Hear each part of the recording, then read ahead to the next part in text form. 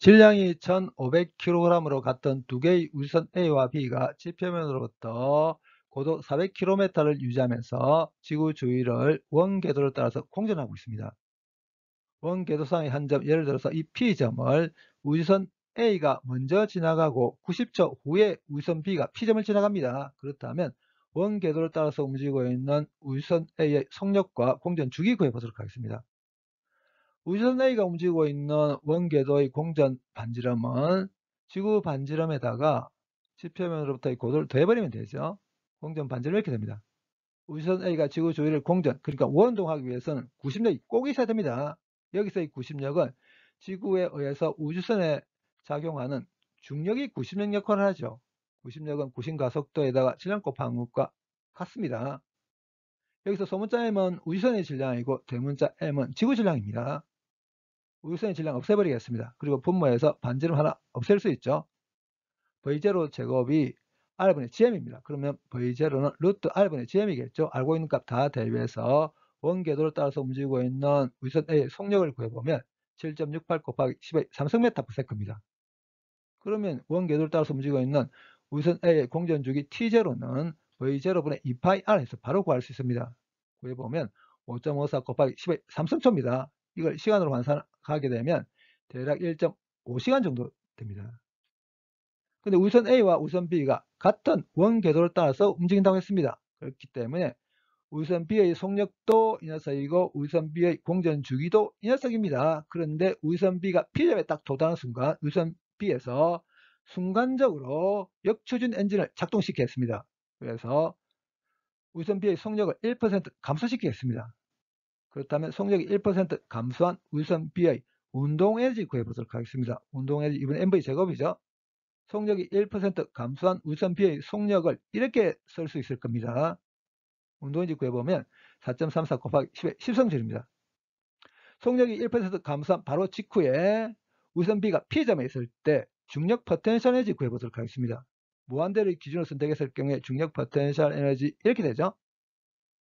우선 질량과 지구 질량 그리고 지구 중심으로부터 P점까지 거리를 대비해서 속력이 1% 감소한 바로 직후에 우선 B가 P점에 있을 때 중력 포텐셜 에너지 구해보면 마이너스 8.84 곱하기 10의 10성질입니다. 그러면 속력이 1% 감소한 바로 직후에 우선 B의 역학적 에너지, 그러니까 운동 에너지와 포텐셜 에너지 합을 구해보면 마이너스 4.5 곱하기 10의 10성질입니다. 역학적 에너지가 마이너스 뜻은 우선 B는 지구 중력에 붙들려서 특정한 궤도를 따라서 지구 주위를 공전하게 된다는 걸 뜻합니다. 그런데 속력이 1% 감소했습니다. 그렇기 때문에 원래의 원궤도를 따라서 지구 주위를 공전하지 못하겠죠. 우선 B는 그림에서와 같은 타원 궤도를 따라서 지구 주위를 공전하게 됩니다.